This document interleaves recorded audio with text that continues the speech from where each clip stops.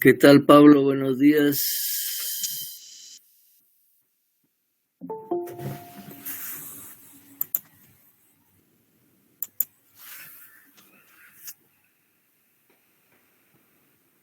Buenos días, Lick. Buenos días. Hoy sí no vi quién me saludó, pero buenos días.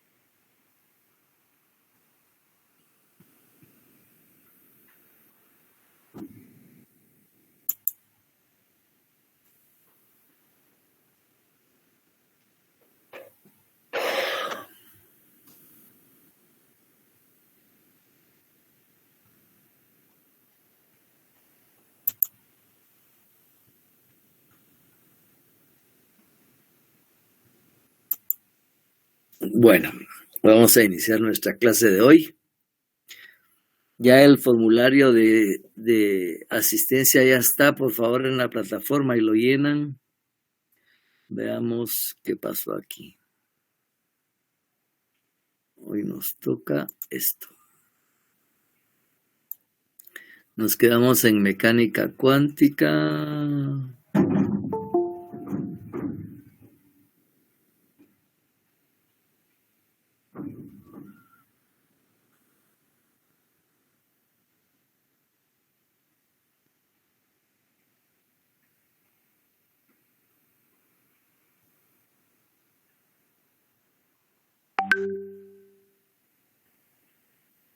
Aquí nos toca. Bueno, vamos a compartir pantalla.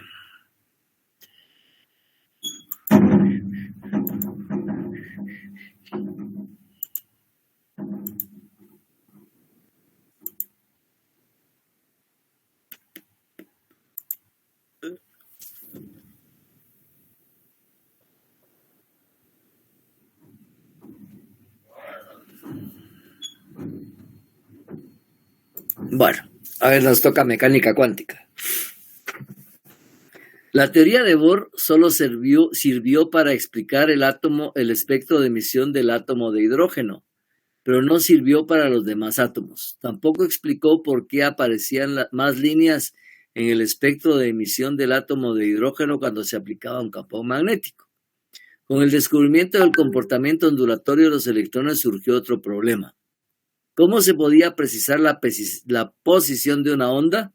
Es imposible saber su posición exacta debido a que se extiende en el espacio.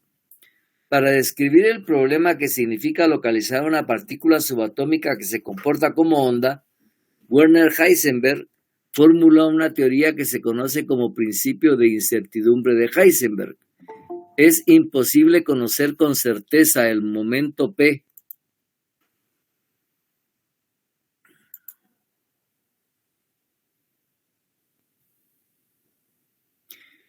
definido como la masa por la rapidez y la posición de una partícula simultáneamente. En otras palabras, cuanta mayor certeza se busca en determinar la posición de una partícula, menos se conoce su movimiento lineal, por lo tanto su masa y velocidad. Para entender mejor esta idea se puede utilizar la siguiente analogía. Un científico es como una persona ciega que utiliza un balón medicinal para saber a qué distancia está un taburete y cuál es su posición. Va lanzando la pelota a todas partes hasta que finalmente golpee el objeto. Pero este balón es tan fuerte que lo que consigue es golpear el taburete y cambiarlo de lugar. Podemos medir la distancia, sin embargo, ya no sabremos realmente dónde se encontraba el objeto antes del golpe. José Fernando, ya estás tarde. Entra temprano.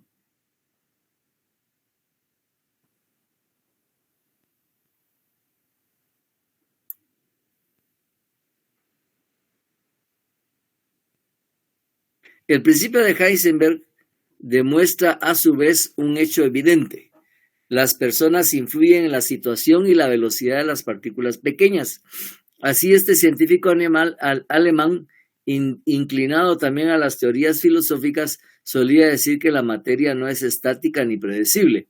Las partículas subatómicas no son cosas, sino tendencias. Es más, en ocasiones cuando el científico tiene mayor seguridad de dónde se encuentra un electrón, más distante se encuentra y más complejo es su movimiento. El mero hecho de proceder a una medición ya produce el cambio, la alteración y el caos en este tejido cuántico. Se ha comprobado por experimentos que el observador modifica la realidad cuántica. Eso lo pueden chequear en internet. Al aplicar el principio de incertidumbre de Heisenberg al átomo de hidrógeno, se puede ver en realidad que el electrón no viaja en la órbita alrededor del núcleo con una trayectoria bien definida como suponía Bohr.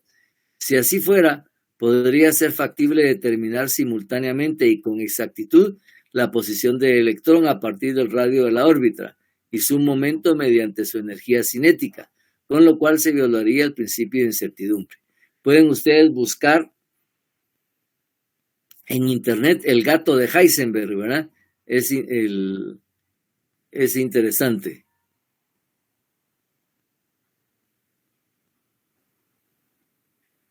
¿O es de Schrödinger? Vamos a ver. Es de Schrödinger. El gato es de Schrödinger, ¿verdad? Sí, el gato es de Schrödinger. Sí, es interesante leer ese artículo o algo sobre eso, porque eso explica cómo el observador afecta los experimentos, ¿verdad? Entonces es interesante verlo. Bueno,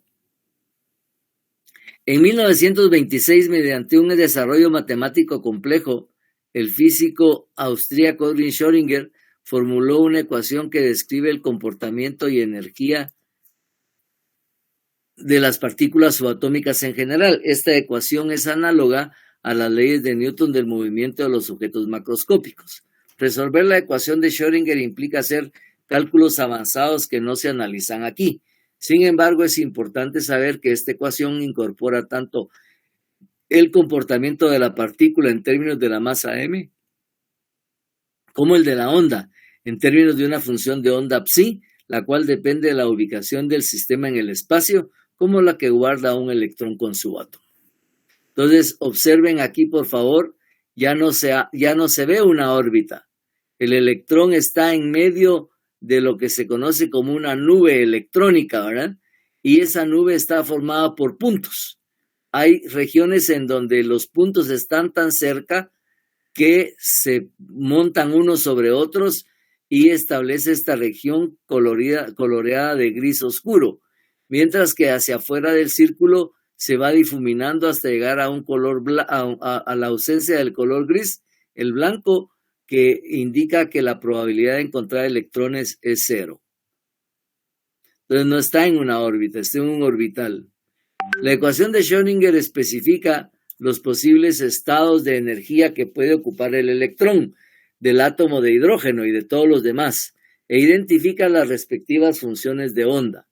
Los estados de energía y sus funciones de onda se caracterizan por un conjunto de números cuánticos con los que es posible construir un modelo comprensible del átomo de hidrógeno, aunque con la mecánica cuántica queda claro que no se puede saber en qué parte del átomo se localiza un electrón. Sí se define la región en la que puede encontrarse en un momento dado. El concepto de densidad electrónica da la probabilidad de encontrar un electrón en cierta región del átomo. El cuadrado de la función de onda define la distribución de densidad electrónica alrededor del núcleo en el espacio tridimensional. Las regiones de alta densidad electrónica representan mayor probabilidad de localizar un electrón, mientras que lo contrario se aplica a regiones de baja densidad electrónica. Entonces vean ustedes esta figura, ¿verdad? ahora ya no es gris, es verde. Observen que hay una parte que es un verde que los puntos están sobrepuestos unos sobre otros, pero esto se va haciendo más difuminado hasta que llega a una región en donde ya no hay puntos, ¿verdad? Entonces, a eso se habla la densidad electrónica. Aquí donde estoy señalando, la densidad electrónica es muy baja, mientras que aquí donde estoy señalando ahora, la densidad electrónica es muy alta. Para distinguir entre la descripción de un átomo con la mecánica cuántica y el modelo de Bohr, el concepto de órbita se sustituye con el de orbital atómico. Este que está aquí es el concepto de Bohr, de órbitas, ¿verdad? El orbital atómico se considera como la función de, ahora ya no se habla de órbita, sino que de orbital. Observen ustedes, aquí se notan claramente los puntos, ¿verdad? Donde los puntos están sobremontados unos a otros y donde los puntos se van separando hasta que desaparecen. Hay una región donde ya no hay puntos. Entonces, cuando decimos que un electrón está en cierto orbital, significa que la distribución de densidad electrónica y probabilidad de localizar un electrón en el espacio se expresa mediante el cuadrado de una función de onda asociada con ese orbital. En consecuencia, un orbital atómico tiene energía y distribución características de la densidad electrónica. Bueno, números cuánticos. Para poder describir la distribución de los electrones en los átomos, se necesitan de los números cuánticos. Estos números cuánticos se derivan de la ecuación de Schrödinger. Veamos cuáles son esos números. Número cuántico principal. Se llama principal porque es el que determina el valor de los otros números cuánticos y se representa por una n minúscula. ¿Qué expresa? Expresa la distancia relativa de un electrón con respecto al núcleo. Observen, por ejemplo, en el esquema que tienen ustedes a la derecha. El electrón se está desplazando en un orbital de manera ondulatoria, ¿no? Entonces, como toda onda, describe crestas, valles, cresta, valle, cresta, valle, cresta y seguramente sigue un valle. ¿Qué pasa? ¿Por qué la distancia es relativa? Porque no es una distancia absoluta. Si fuera una órbita, la distancia fuera absoluta. Aquí, porque es relativa. Porque cuando está, por ejemplo, en R3, en la parte más alta de una cresta, el radio es mayor. La distancia es mayor. Cuando está en R1, que es la parte más baja de un valle, la distancia es menor. Y en un radio R2 es una distancia entre el fondo del valle y la parte superior de la cresta, ¿verdad? Entonces, la distancia es relativa. Esto es similar a que digamos que Amatitlán, a ver, ¿en qué kilómetros está Amatitlán? Yo de geografía no sé mucho, o ya se me olvidó. ¿A cuántos 26. kilómetros? Amatitlán, tan cerca. Sí, 26. 26. ¿O 16? No sé en qué lado, el 22 está pero a mí el me basurero queda a de 16. Granada. Vamos a ver. A mí me queda más cerca, a mí me queda 16. Bueno, supongamos que esté en el kilómetro 16. Entonces, ¿esa distancia es absoluta o relativa? ¿Cambia de lugar con el día a Amatitlán? Los lunes están más cerca, los viernes más lejos, ¿no? No, ¿verdad? Esa distancia es absoluta. Pero ¿qué pasa con el átomo? Como el átomo se mueve no en línea curva, sino que en línea ondulada, ¿verdad? Entonces, aquí se aleja, se empieza a acercar, se aleja, se empieza a acercar, se aleja, se empieza a acercar, se acercó, se empieza a alejar, se alejó, se empieza a acercar. Entonces, por eso es que la distancia es relativa. Ahora, n tiene valores de 1, 2, 3, 4, 5, 6, 7, que representan los niveles electrónicos, e infinito. Los valores de 1 a 7 representan los niveles atómicos. El valor infinito representa una distancia tal que el núcleo ya no tiene influencia sobre el electrón y que está muy cercano a la región 7. El número cuántico principal también se relaciona con la longitud promedio del electrón al núcleo en determinado orbital. Cuanto más grande es el valor de n, mayor es la longitud entre un electrón en el orbital respecto del núcleo y en consecuencia el orbital es más grande.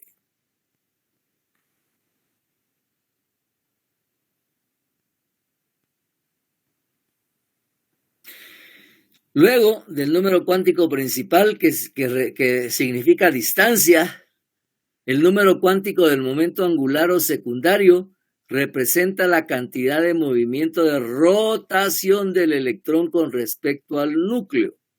Dicho de otra manera, expresa la forma de rotación de los electrones, o es decir, expresa la formación de los orbitales. Los valores de L están determinados por n, por eso n es principal. Por definición, los valores de L van desde 0 hasta n-1. Entonces observen aquí que si n vale 1, o sea, estamos en el primer nivel, L vale 0. ¿Por qué? Porque es el primer valor permitido para L. Los valores de L0 reciben el nombre de formas S u orbitales S, llamados así del inglés sharp, que significa afilado o fino. Ahora, si n vale 2, estamos hablando del segundo nivel, L va a tener dos valores. ¿Por qué? Porque su primer valor obligatoriamente va a ser 0. Ahí inicia. Y el siguiente valor va a ser n-1. 2 menos 1 es 1. ¿Qué significa eso? Que van a haber dos formas de nubes electrónicas en el segundo nivel. Entonces, estos valores de 1 significan formas P principales. Entonces, observen aquí en rojo. Encontramos los valores de L en n igual a 1, cuando L vale 0. Son esféricos y muchas veces se representan en forma circular cuando estamos hablando de dos planos. Pero también cuando L vale 1, ya en el segundo nivel, además de la forma esférica, se encuentra la forma bilobular. Entonces observen aquí, esta es una forma bilobular del orbital L, igual a 1. Estas formas reciben el nombre de formas P, del inglés principal, que significa principal. Si n vale 3, entonces voy a obtener 3 valores. 0 es el primer valor obligatorio. 2 va a ser el valor obligatorio también porque deviene de 3 menos 1, 2. Pero resulta que entre 0 y 2 hay un valor 1. Por lo tanto, hay 3 valores permitidos para L cuando n vale 3. 0, 1 y 2. 0 es por definición el primer valor y 2 el resultado de 3 menos 1. Entre 0 y 2 existe el valor entero 1. Los valores de L2 reciben el nombre de formas D, que son tetralobulares excepto una. Observen aquí en la fotografía un orbital D, ¿verdad? 1, 2, 3, 4, tetralobular. Y finalmente, si n vale 4, voy a obtener 4 valores de L. Primer valor, 0. ¿Cuál es el último valor permitido para L cuando n vale 4? A ver, ¿cuál es? 3. 3. ¿Cómo lo obtuviste? L es igual que N menos Ajá. Entonces 4 menos 1 es 3. Pero hay otros dos valores. ¿Qué valores? ¿Cuántos 2 y números 1. hay entre Los 0 otros y valores 3? serían 1 y 2. 1 y 2. Entonces, en el nivel 4 hay 4 formas de L, ¿verdad? Estas nuevas formas de L reciben el nombre de formas S del inglés fundamental. El conjunto de orbitales que tiene el mismo valor de n se conoce comúnmente como nivel o capa. Los orbitales que tienen los mismos valores de n y L se conocen como subnivel o subcapa. Por ejemplo, el nivel con n igual a 2 está formado por dos subniveles, L igual 0 y L igual 1, que son los valores permitidos para n igual 2. Estos corresponden a los subniveles 2S y 2P, porque L vale 0 y P vale 1, donde 2 expresa el valor de n y S y P se refieren al valor de L. Bueno, sigamos. Número cuántico magnético. El número cuántico magnético, que se conoce como M y en el libro de Chang aparece como ML, describe la orientación de la forma de la nube ubicada en un plano tridimensional. Los valores de M van de menos L a más L pasando por 0. Ah, caramba, ya se nos complicó la cosa. Vamos a ver. Si n vale 1, ¿cuánto vale L?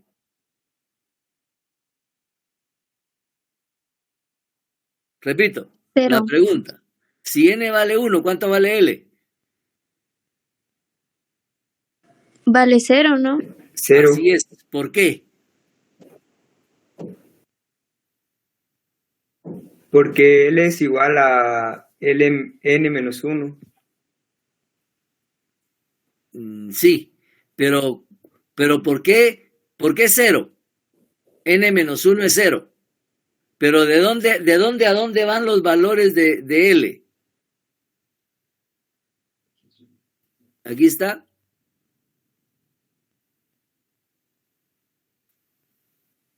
¿De dónde a dónde van?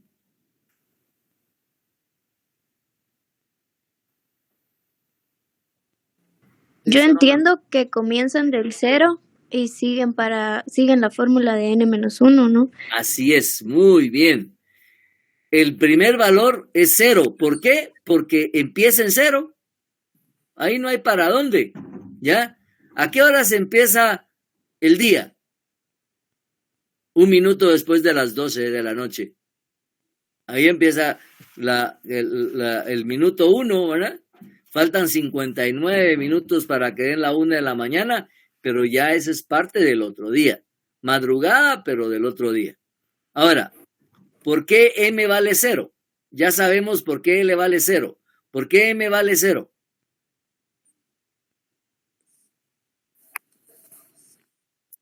¿De dónde a dónde va?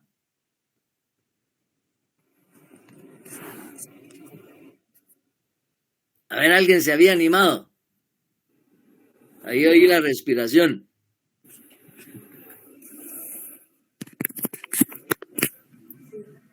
A ver, a ver. Vamos, vamos. Ahí está Vale. señalado con gris. Va de menos L a más L, ¿no? Así es. Entonces, ¿por qué 0?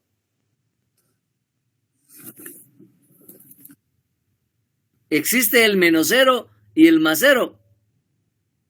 No. No. Entonces su primer valor tiene que ser 0, ¿no? No tiene para dónde. Entonces, cuando tiene un valor de 0, los orbitales van siendo atravesados por un plano tridimensional. Esa es la diferencia entre M y L. M ya está dentro de un plano tridimensional. Ahí sí ya le llamamos orbital. Cuando estamos hablando de 0L, o L igual 0, estamos hablando de forma. El orbital se caracteriza porque es atravesado por un plano tridimensional. Entonces veamos. ¿Ven el círculo azul? Sí. Ok. ¿Hacia qué eje está desplazado el orbital S? Porque es esférico, ¿no? Por lo tanto, es un orbital S. ¿Hacia qué eje está desplazado? ¿Hacia Z, hacia X o hacia Y?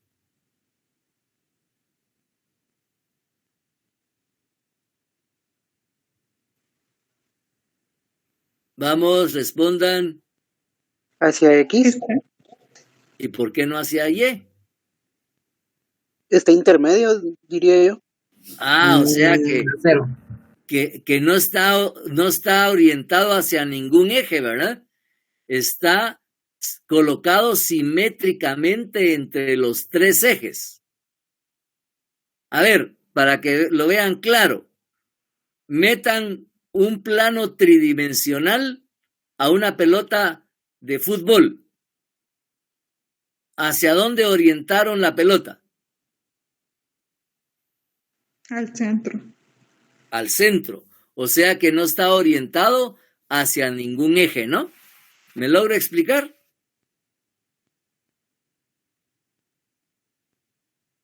Sí. Y eso se debe a la simetría de la esfera. Es que es esférico. No se puede orientar hacia ningún lado. Bueno, ahora, ¿qué pasa cuando n vale 2? En el segundo nivel ya tenemos una esfera en el nivel 1. Hay una esfera más grande en el nivel 2. Y dentro de esa esfera están las formas P. Pero ahora ya estamos hablando de orbital. ¿Qué orientaciones les vamos a dar o cuántas? 3 orientaciones. Porque va de menos L a más L pasando por 0. ¿Cuánto vale L? 1. Por lo tanto, va de menos 1 a 0 a 1. O bien existe una fórmula. Solo ¿sí? tengo una pregunta, corríjame si estoy mal porque si no me voy a confundir más. Tengo la idea entonces que esto es como un plano cartesiano o como una Así es. función, digamos, que tenemos que ir creando fx es igual a y vamos creando las... Es como un plano que- cartesiano. Sí, ¿verdad? Entonces sí es así más o menos. ¿Cómo así más o menos? O sea que sí es así. No más o Sí, es un menos, plano sí es así. cartesiano. Está en 3 dimensiones. Ah, ya. Muchas Ahorita vamos gracias. a ver eso. Vea pues. Gracias. Ahora L vale 1. Por fórmula, yo escribo la fórmula 2L más 1. ¿Cuánto vale L? 1. 2 por 1, 2. Más 1, 3. Quiere decir que hay 1, 2, 3 orbitales. Menos 1, 0 y 1. Como hay 3 orbitales y hay 3 ejes, ¿cómo los distribuyo en los ejes? Tengo 3 pasteles y tengo 3 niños. ¿Cómo distribuyo los pasteles? De tal manera que a todos les toque pastel. Le doy un pastel a cada niño. Muy bien. Y ahora si tengo 3 orbitales y tengo 3 ejes, ¿cómo los distribuyo?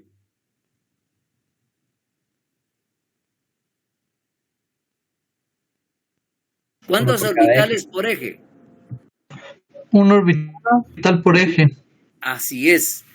Meto uno en X. Vean esta figura que está aquí, donde está el cursor. Meto otro en Y, donde está ahora el cursor. Y meto uno en X, donde está el cursor. Entonces recuérdense que Z es la altura, ¿no? Entonces, aquí dice Y, pero este es el eje Z.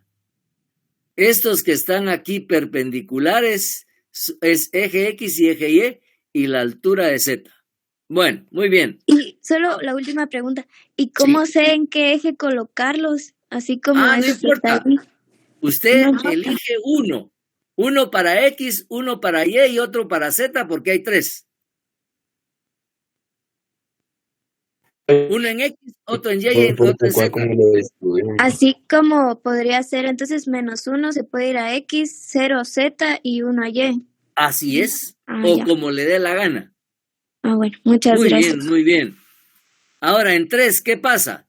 Hay otra esfera, además de las 2 que ya habían, solo que más grande. Ya hay un orbital P y ahora hay otro orbital P, pero aparece una forma D. ¿Ya? Y todo eso ocurre dentro del mismo centro. Ahora, hay 2 maneras de saber cuántos orbitales D existen. La fórmula 2L más 1. ¿Cuánto vale L? 2. 2 por 2, o sea, 2L es 2 por 2, 4. Más 1, 5. Comprobemos de -2 a 2, ¿cuántos orbitales hay? -2, -1, 0, 1 y 2 son 5. Son estos 5 que están aquí, miren. Ya los vamos a describir más tarde. Dentro de un ratito vamos a describir estos en qué eje se encuentran. Pero hay 5 posiciones diferentes. Y como son 4, utilizan 4 ejes. 2 ejes, perdón. X y Y, Z y Y, etc. Algunos entre los ejes y a este que está aquí simpático, que tiene un anillo al centro, le llaman Z cuadrado. Pero bueno. Y luego, en cuarto nivel aparece una cuarta esfera, un cuarto trilóbulo, un segundo pentalóbulo, un tetralóbulo, perdón, y aparece 3F. ¿Cuántos lóbulos va a tener F? Pues veamos la fórmula. 3 por L más 1. ¿Cuánto sería? ¿Cuánto vale L? ¿Cuánto va? 2 por L más 1. ¿Cuánto vale L? Aquí está. 3, 3 por 2 6, más 1. 7. Ok, va de -3 a +3. Contemos. 1, 2, 3, 4, 5, 6 y 7. Y aquí están las formas. 1, 2, 3, 4, 5, 6 y 7. ¿Está claro? Hay 7 distribuciones diferentes. A cada distribución se le llama orbital. ¿Por qué? Porque la forma está atravesada por un plano cartesiano. Bueno. Y por último, el número cuántico spin o spin. Los experimentos realizados con los espectros de emisión de los átomos de sodio e hidrógeno indicaban que las líneas del espectro de emisión se podían separar aplicando un campo magnético externo. Los físicos solo pudieron explicar estos resultados suponiendo que los electrones se comportan como pequeños imanes.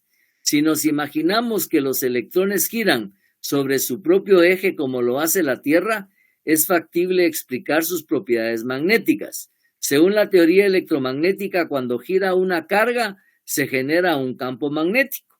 Y este movimiento es el responsable de que el electrón se comporte como un imán. ¿Cómo se hacen los electroimanes? A ver, ¿quién sabe?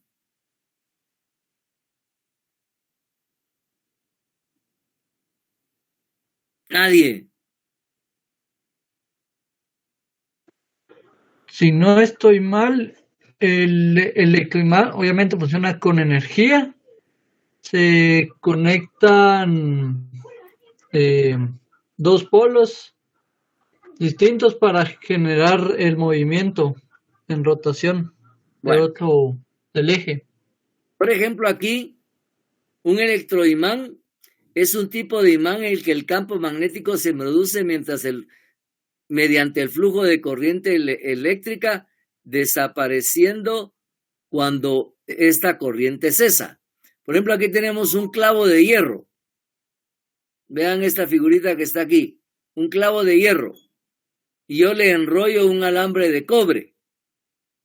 y lo conecto a una batería. Inmediatamente aquí yo acerco algo, otro metal, y lo atrae. Dejo la corriente, dejo de aplicar la corriente, desaparece el imán. ¿Por qué?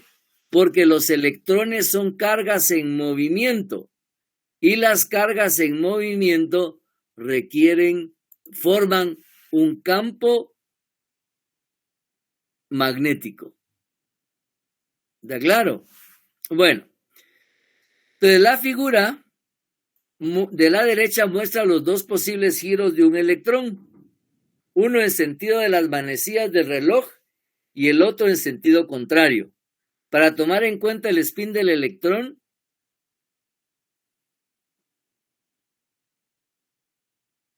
es preciso añadir un cuarto número cuántico, el conocido como número cuántico de spin del electrón, que toma los valores +1/2 o -1/2.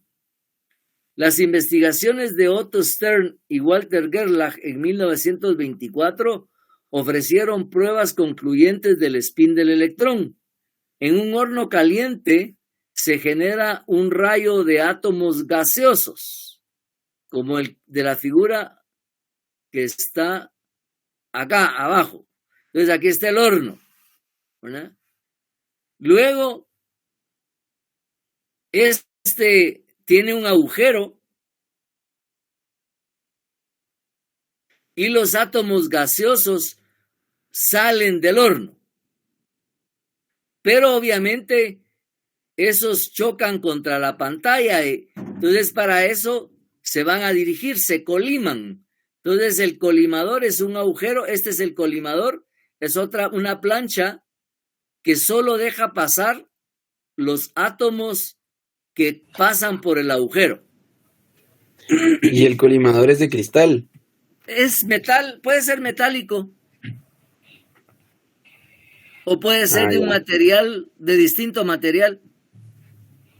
No importa el material entonces. En este caso no. Ok.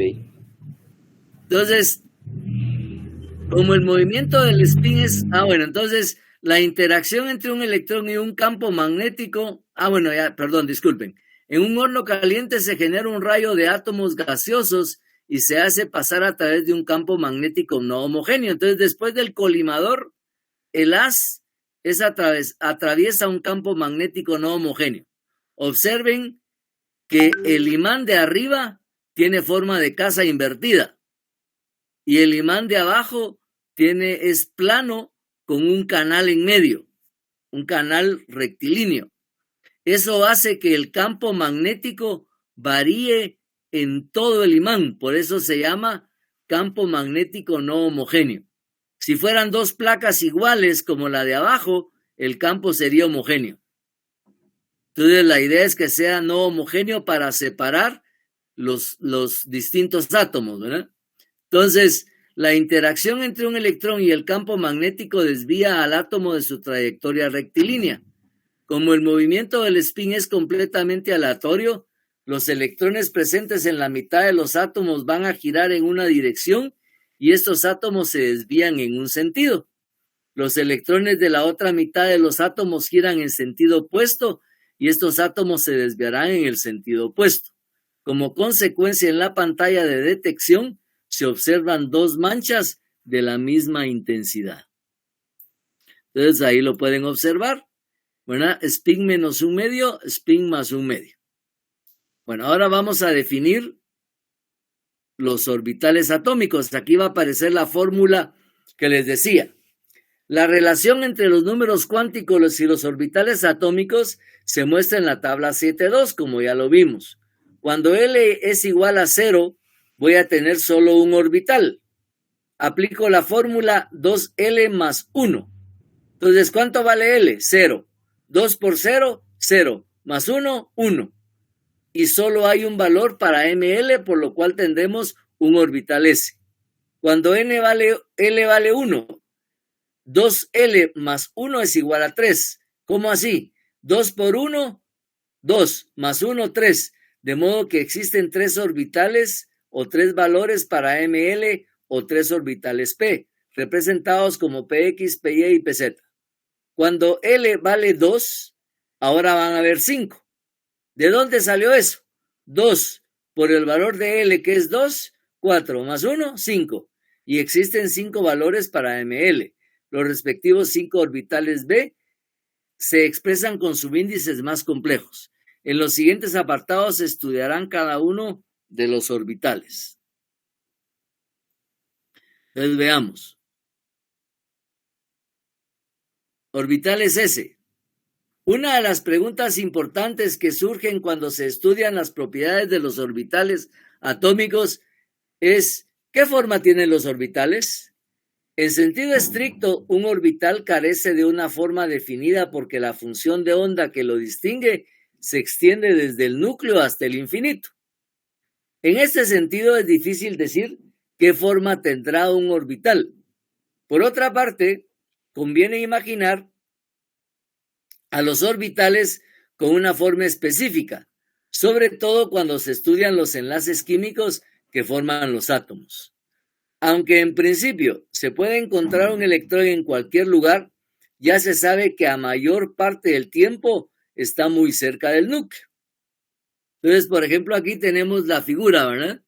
Aquí arriba observamos el diagrama de densidad electrónica y observamos que la densidad electrónica es más grande mientras está más cerca del núcleo y que ésta se va difuminando conforme me alejo del núcleo.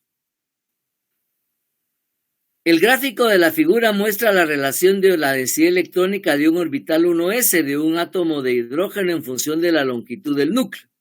Observemos que la densidad electrónica decae muy rápido con el aumento de esta longitud. En términos poco estrictos, existe probabilidad de un 90% de encontrar el electrón dentro de una esfera de 100 picómetros de radio, alrededor del núcleo. Entonces aquí hacemos este esquema, que es el mismo que está aquí arriba.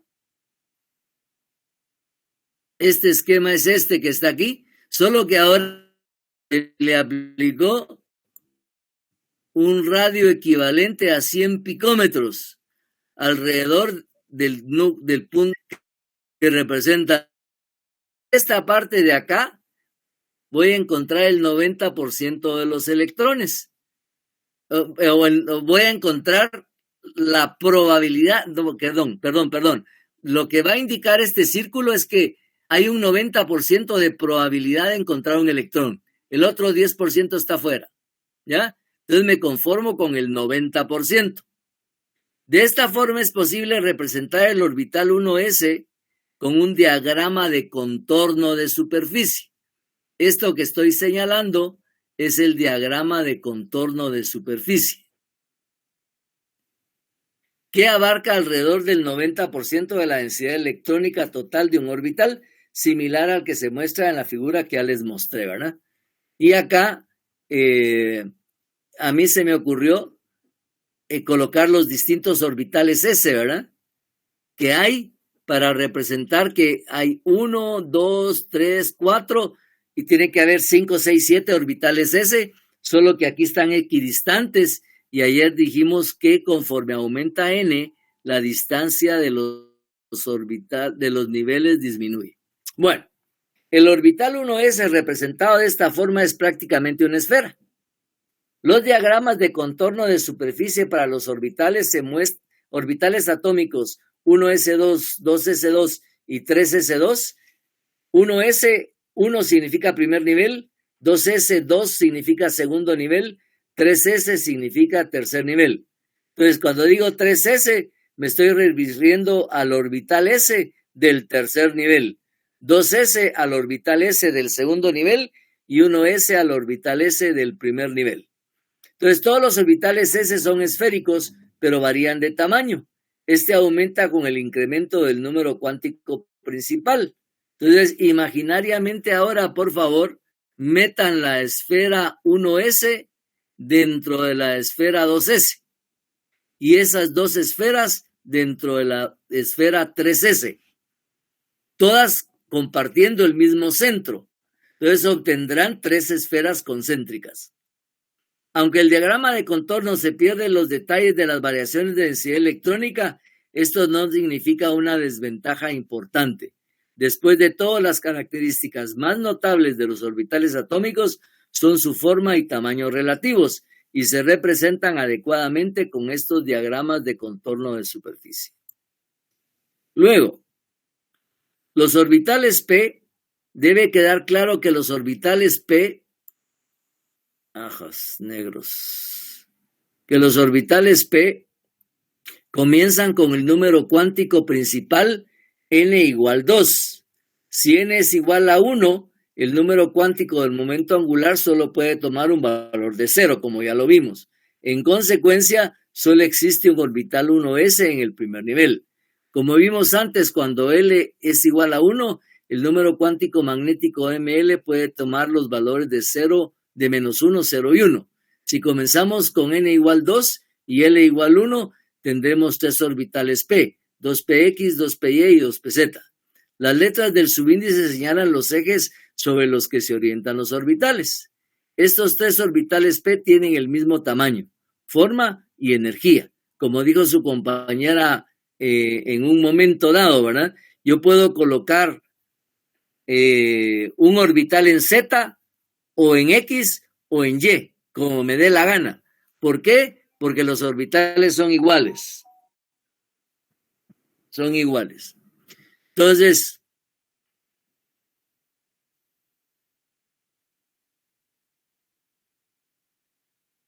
los ejes sobre los que se orientan los orbitales. Estos 3 orbitales P tienen el mismo tamaño, forma y energía, solo difieren en su orientación. Note, sin embargo, que no hay una simple relación entre los valores de ML y las direcciones X, Y y Z. Para los fines de este texto basta recordar que como existen 3 valores posibles para ML, hay 3 orbitales P con distinta orientación.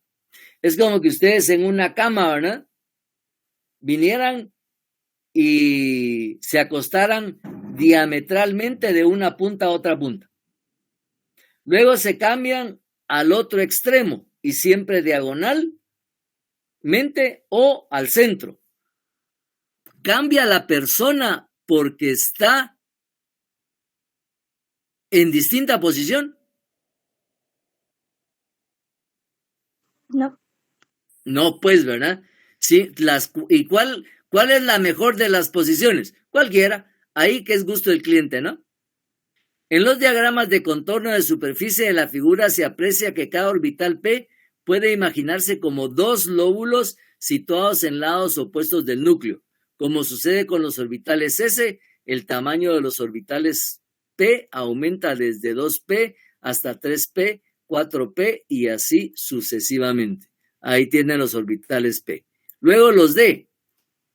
Cuando L vale 2, existen 5 valores para ML, que corresponden a 5 orbitales D. El valor mínimo de N para un orbital D es 3. Como L nunca puede ser mayor que N-1, cuando N es igual a 3 y L igual a 2, tendremos 5 orbitales D. 3DXY, 3DZ, 3DXZ, ahí están ocupando los ejes el XY, el eje X y Y, el YZ, el XYZ, y el eje 3DXZ, los ejes X y Z, el 3DX cuadrado menos Y cuadrado está en medio de los ejes y Z cuadrado está sobre el eje Z, los cuales se representan en la figura que está acá. Ahí la tienen aquí abajo, ¿no?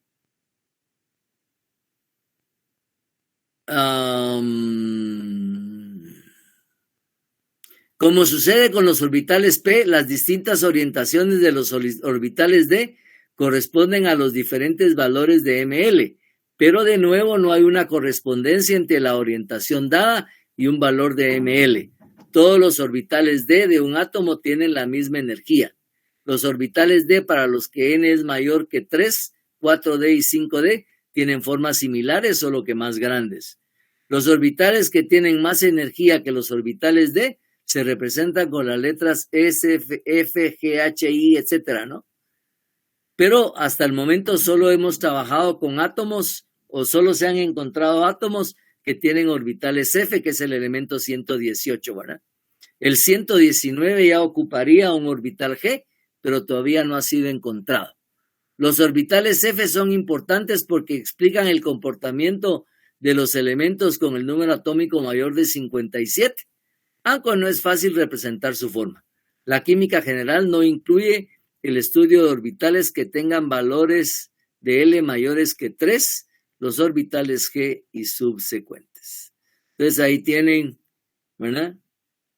Ahí están los ejes, ¿verdad? El X cuadrado menos Y cuadrado están sobre los ejes, ¿verdad? X y Y. El Z cuadrado en Z, el XY entre X y Y, el DXZ entre X y Z y el DYZX, YZ entre Y y Z. Entonces, no voy a pedirles, por favor, dibújeme el orbital 3DX cuadrado Y cuadrado. Lo que me interesa es que aprendan que el orbital S es esférico, que el orbital P es bilobular, que el orbital D es tetralobular y que el orbital F es octalobular. ¿Está claro? Bueno, entonces terminamos la clase con esto hoy y seguiremos mañana. Entonces, mañana les voy a, ya no me da tiempo hoy, a hacerles un comentario sobre cómo están metiendo sus datos en Neo. Pero mañana los regaño, a algunos al menos.